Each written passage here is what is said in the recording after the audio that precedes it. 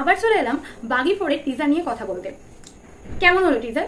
সানি টপের সঙ্গে সিনেমার জগতে হারিয়ে যাওয়া ছোট্ট করে সবকিছু জানে না, টিজার নাকি অন্য কিছু। ভাই ব্রুটালিটি তো মারাত্মক, ফার্স্ট টু লাস্ট অব্দি যেদিকেই তাকাচ্ছি কাঁচি ছুরি কাটারি দা যাই আছে সেটা দিয়ে মারতে শুরু করে দিচ্ছে। মানে এক কথায় সব দিকে ঢিসুম ঢিসুম ঢিসুম, মানে বিরাট লেভেলের মারামারি। যারা এতদিন ধরে এই বাগি 4 এর জন্য ওয়েট করছিলে তাদের অপেক্ষা তো শেষ, বিশেষ করে যারা টাইগার শ্রফের ফ্যান। তো টাইগার শ্রফের ফ্যানদের কি মতামত সেটা তো কমেন্ট সেকশনে অবশ্যই জানাতে ভুলো না। এছাড়াও এটা বলতে হচ্ছে এতদিন যে এ-রেটেড মুভি আমরা দেখে এসেছি সেগুলো তো কিছুই না এর কাছে, কারণ আমরা এ-রেটেড মুভি দেখেছি সেখানে মারাত্মক ব্রুটালিটি দেখেছি, কিন্তু এখানে টাইগার শ্রফ সাথে আবার সঙ্গে করে নিয়ে এসেছে হাই লেভেলের ব্রুটালিটি। মানে মুভি নয়, টিজারটাই এ-রেটেড হয়ে গেছে। তো টাইগার শ্রফ নয়, এখানে সঞ্জয় দত্তকেও আমরা কিন্তু ফুল অ্যাকশন মুডে দেখতে পাচ্ছি।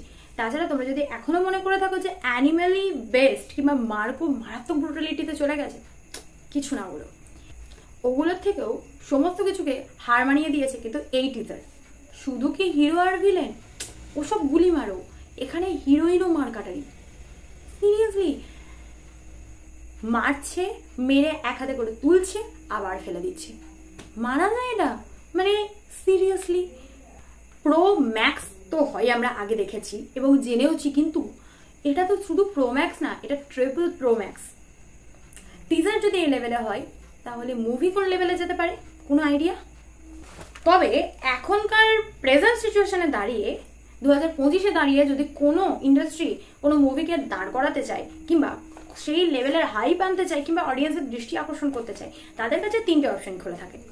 একটা হচ্ছে কমেডি হরর বা হরর কমেডি যেটাকে বলে, 2 নম্বর হচ্ছে emotional love story, heart broken love story, আর 3 নম্বর হচ্ছে এ-রেটেড মুভি, মানে মারাত্মক ব্রুটালিটি। আর সেই 3 নম্বর অপশনটাকেই ক্যাচ করে ফেলেছে এই বাগি 4। ব্রুটালিটি আছে খুব ভালো কথা, কিন্তু শুধুমাত্র ব্রুটালিটি দিয়ে কোনো মুভিকে কিন্তু হাই লেভেলে পৌঁছানো চায় না। সেখানে প্রেজেন্টেশন, প্লট, অ্যাক্টিং সবকিছুই কিন্তু ম্যাটার করে। হ্যাঁ, এটা ঠিক যে বাগি 4 দিয়ে কিন্তু টাইগার শ্রফ কামব্যাক করছে, সব ঠিক আছে, কিন্তু ডায়লগ যেগুলো রয়েছে থাক, সেটা আপাতত এই শুধুমাত্র টিজার দেখে কোনো কিছু জাজ না করাই ভালো, পরেরটা দেখার জন্য ওয়েট করি। তবে একটা কথা বলতেই হচ্ছে, সঞ্জয় দত্তকেও কিন্তু আমরা ভিলেন হিসেবে এরকম অ্যাকশন মুডে এরকম রোল প্লে করতে একটা কমন ভাবে দেখে এসেছি। সো এর মধ্যে কোনো নতুনত্ব তো খুঁজে পেলাম না তেমন। যে জিনিসটা অলরেডি আমরা দেখে ফেলেছি সেই জিনিসটা আমাদের কিন্তু খুব একটা ইমপ্রেস করে না। স্টোরি এক কথায় রিভেঞ্জের ওপর বেস, নো ডাউট।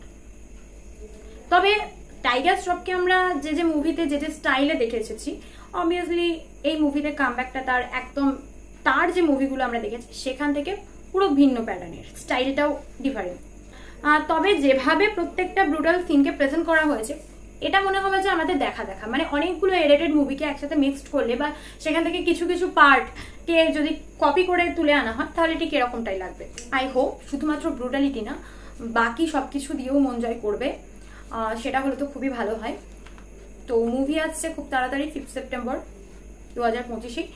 সো চলো আজকের মধ্যে এখানেই শেষ করছি। সানি টপের সঙ্গে সিনেমার বকবক হয়েছে শেষ, আবার আসছি নতুন মুভি নিয়ে। তোমরা সবসময় দেখো ফ্রেশ। যাবার আগে চ্যানেলটি সাবস্ক্রাইব করতে কিন্তু ভুলে চলবে না, আর একটা কিন্তু এখনো বাকি আছে, তাই চটপট সাবস্ক্রাইব করো।